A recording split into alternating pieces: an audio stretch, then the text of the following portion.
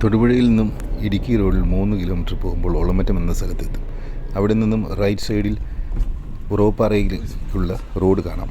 കാൽനടയായും വാഹനത്തിലും നമുക്ക് ഉറവപ്പാറയുടെ മുകളിലെത്താം. വാഹനം പാർക്ക് ചെയ്ത ശേഷം 50 മീറ്റർ നടന്നാൽ ഉറവപ്പാറയുടെ മുകളിൽ വ്യൂ പോയിന്റിലെത്താം.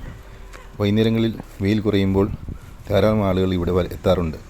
ഇവിടെ നിന്നുമുള്ള തൊടുപുഴ ടൗണിൻ്റെയും മൂലമറ്റം ടൗണിൻ്റെയും ഒക്കെ കാഴ്ച അത്രയ്ക്ക് ഭംഗിയുള്ളതാണ്.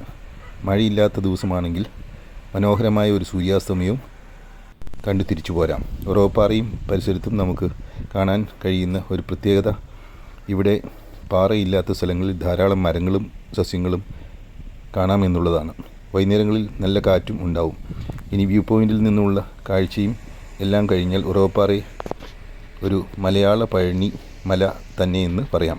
കാരണം ഉറവപ്പാറയുടെ മുകളിലായി സ്ഥിതി ചെയ്യുന്ന ശ്രീ സുബ്രഹ്മണ്യ സ്വാമി ക്ഷേത്രവും അതിനോടനുബന്ധിച്ചുള്ള ഐതിഹ്യങ്ങളും എല്ലാമാണ്.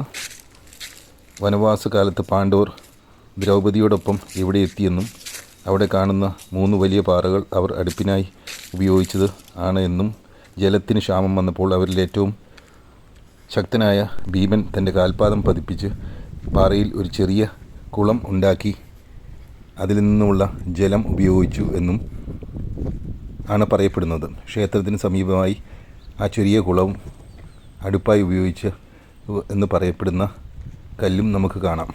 അവിടെ പണ്ടത്തെ ക്ഷേത്രം നല്ല രീതിയിൽ ഇപ്പോഴും സംരക്ഷിച്ചു പോരുന്നുണ്ട്. മലയാള മാസമായ മകരം സാധാരണയായി ഇംഗ്ലീഷ് മാസം ജനുവരി അല്ലെങ്കിൽ ഫെബ്രുവരി ആണ് ഈ ക്ഷേത്രത്തിലെ ഉത്സവം. കുരുമുളകും ഉപ്പുമാണ് ഈ ക്ഷേത്രത്തിലെ പ്രധാന വഴിപാട്.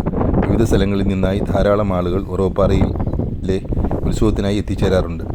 നല്ല വെയിലുള്ള സമയത്താണ് ഞാൻ ഇവിടെ വന്നത്. അതുകൊണ്ട് സന്ദർശകരാരും തന്നെ ഇതുവരെയും എത്തിയിട്ടില്ല. അടുത്ത ആഴ്ചയാണ് ഇവിടുത്തെ അമ്പലത്തിലെ ഉത്സവം എന്ന് കേട്ടു. അപ്പോൾ വന്നാൽ ജനത്തിരക്ക് വളരെ കൂടുതലായിരിക്കും. ഇവിടെ ഈ പാറയുടെ മുകളിലൂടെ അങ്ങേ അറ്റം വരെ ഒന്ന് നടക്കണമെന്നുണ്ടായിരുന്നു. പക്ഷെ കാറ്റുള്ളതുകൊണ്ടും വെയിലിൻ്റെ ചൂട് അധികമായതുകൊണ്ടും ആ ശ്രമം ഉപേക്ഷിച്ചു. പാറയുടെ ചുറ്റും ചെറിയ ഫെൻസിങ് സന്ദർശകരുടെ സുരക്ഷയ്ക്കായി ഒരുക്കിയിട്ടുണ്ട്. സുഹൃത്തുക്കളോടൊപ്പം വൈകുന്നേരം വന്നാൽ ഇവിടെ എല്ലാം ഒന്ന് ചുറ്റി കാണാമായിരുന്നു. നല്ല മഴക്കാലത്ത് വന്നാൽ പാറ സ്ലിപ്പറി ആയതുകൊണ്ട് വ്യൂ പോയിന്റിൽ നടക്കുക അല്പം അപകടമുള്ള കാര്യമായിരിക്കും. നിരവധി ചലച്ചിത്രങ്ങളും ഷൂട്ടിംഗ് ഉറവപ്പാറയിലും പരിസരത്തിലും ആയി നടന്നിട്ടുണ്ട്. മോഹൻലാൽ അഭിനയിച്ച ഹിറ്റ് ചിത്രങ്ങളായ രസതന്ത്രം, ദൃശ്യം മുതലായ ചിത്രങ്ങൾ തൊടുപുഴ പരിസരങ്ങളിൽ ചിത്രീകരിച്ച് അവ ഹിറ്റായതുകൊണ്ട് സെറ്റിടാതെ നാച്ചുറൽ ആയി പല രംഗങ്ങളും ഷൂട്ട് ചെയ്യാമെന്നതുകൊണ്ടും ഇങ്ങനെയുള്ള പല കാരണങ്ങൾ കൊണ്ടും കുറേ വർഷങ്ങളായി തൊടുപുഴയും ഉറവപ്പാറയും ഒക്കെ സിനിമാക്കാരുടെ ഒരു ഇഷ്ടപ്പെട്ട ഷൂട്ടിംഗ് പോയിൻ്റാണ്.